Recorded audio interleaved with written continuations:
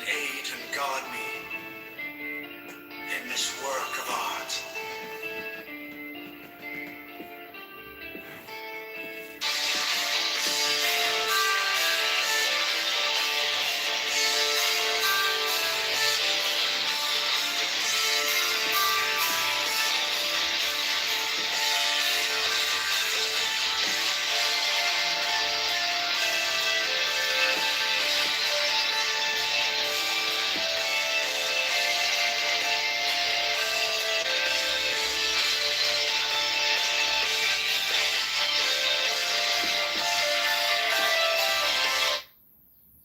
All right, we're going to read a book.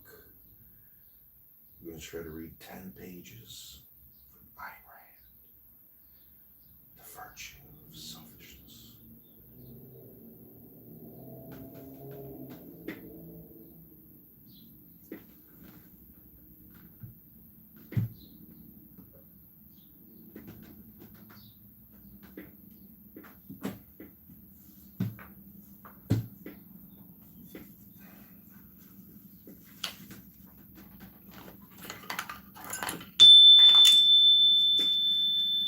The need for such an experience is inherent in man's nature, but if a man lacks the self-esteem to earn it, he attempts to fake it, and he chooses his partner subconsciously by the standard of her ability to help him fake it, to give him the illusion of a self-value he does not possess, and of a happiness he does not feel. Thus, if a man is attracted to a woman of intelligence, confidence, strength, if he's attracted to a heroine, he reveals one kind of soul. If instead he is attracted to an irresponsible, helpless scatterbrain, whose weakness enables him to feel masculine, he reveals another kind of soul. If he is attracted to a frightened slut, whose lack of judgment, standards, allows him to feel free of reproach, he reveals another kind of soul. The same principle, of course, applies to a woman's romantic sexual choices. The sexual act has a different meaning for the person whose desire is fed by pride and admiration, to whom the pleasurable self-experience it affords is an end in itself, and for the person who seeks in sex the proof of masculinity or femininity, or the amelioration of despair, or a defense against anxiety, or an escape from boredom. Paradoxically, it is the so-called pleasure chasers, the men who seemingly live for nothing but the sensation of the moment, who are concerned only with having a good time, who are psychologically incapable of enjoying pleasure as an end in itself. The neurotic pleasure chaser imagines that by going through the motions of a celebration, he will be able to make himself feel that he has something to celebrate. One of the hallmarks of the man who lacks self-esteem, and the real punishment for his moral and psychological default, is the fact that all his pleasures are pleasures of escape from the two pursuers whom he has betrayed and from whom there is no escape: reality and his own mind. Since the function of pleasure is to afford man a sense of his own efficacy, the neurotic is caught in a deadly conflict. He is compelled by his nature as man to feel a desperate need for pleasure as a confirmation and expression of his control over reality. That is the reason why his pleasures do not work, why they bring him not a sense of pride, fulfillment, inspiration, but a sense of guilt, frustration, hopelessness, shame. The effect of pleasure on a man of self-esteem is that of a reward and a confirmation. The effect of pleasure on a man who lacks self-esteem is that of a threat. The threat of anxiety, the shaking of the precarious foundation of his pseudo self-value, the sharpening of the ever-present fear that the structure will collapse and he will find himself face to face with a stern, absolute, unknown, and unforgiving reality. One of the commonest complaints of patients who seek psychotherapy is that nothing has the power to give them pleasure, that authentic enjoyment seems impossible to them. This is the inevitable dead end of the policy of pleasure as escape. To preserve the unclouded capacity for the enjoyment of life is an unusual moral and psychological achievement. Contrary to popular belief, it is the prerogative, not of mindlessness, but of an unremitting devotion to the act of perceiving reality and of a scrupulous, intellectual integrity. It is the reward of self-esteem.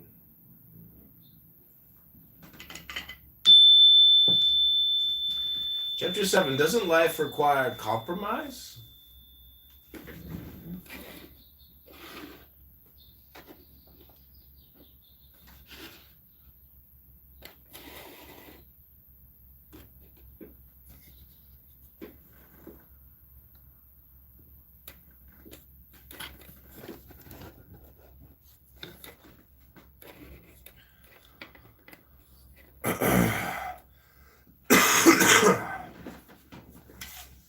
Okay, we're going to continue on chapter 7 in just a moment.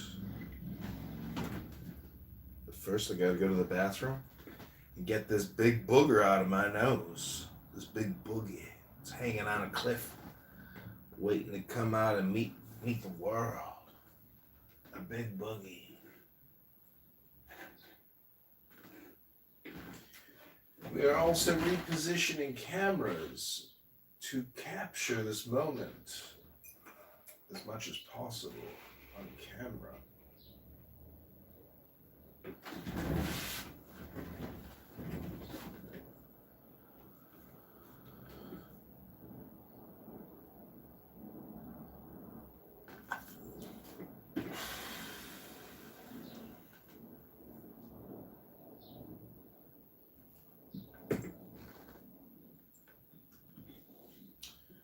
A little Suno music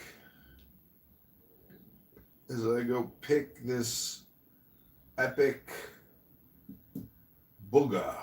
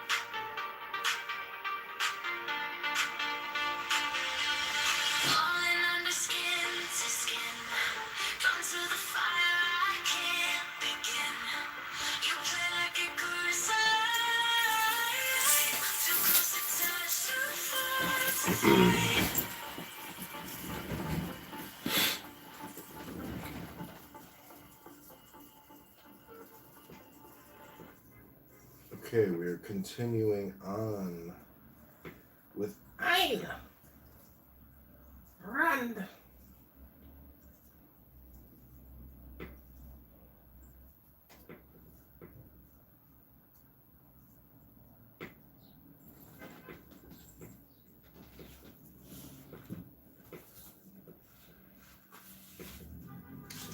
Chapter 7, Doesn't Life require a little compromise.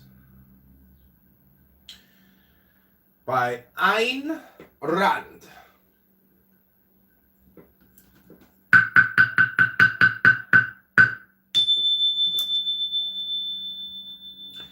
A compromise is an adjustment of conflicting claims by mutual concessions. This means that both parties to a compromise have some valid claim and some value to offer each other. And this means that both parties agree upon some fundamental principle which serves as a base for the deal. It is only in regard to concretes or particulars, implementing a mutually accepted basic principle, that one may compromise. For instance, one may bargain with a buyer over the price one wants to receive for one's product and agree on a sum somewhere between one's demand and his offer. The mutually accepted basic principle, in such case, is the principle of trade, namely, that the buyer must pay the seller for his product. But if one wanted to be paid and the alleged buyer wanted to obtain one's product for nothing, no compromise, agreement, or discussion would be possible. Only the total surrender of one or the other. There can be no compromise between a property owner and a burglar.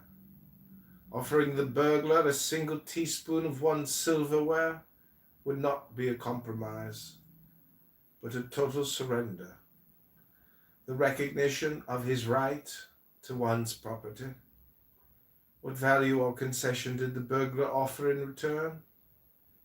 And once the principle of unilateral concessions is accepted as the base of a relationship by both parties, it is only a matter of time before the burglar would seize the rest. As an example of this process, observe the present foreign policy of the United States. There can be no compromise between freedom and government controls. To accept just a few controls is to surrender the principle of inalienable individual rights and to substitute for it the principle of the government's unlimited arbitrary power, thus delivering oneself into gradual enslavement.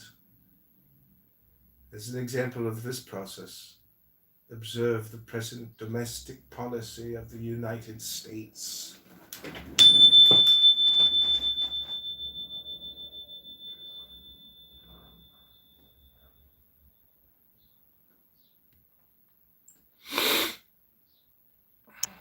This is Mayor Kitover running for the 2027 Chicago mayoralship. Go to mayorkitover.com or chicagomayorvote.com. We are reading from the brilliant Ayn Rand.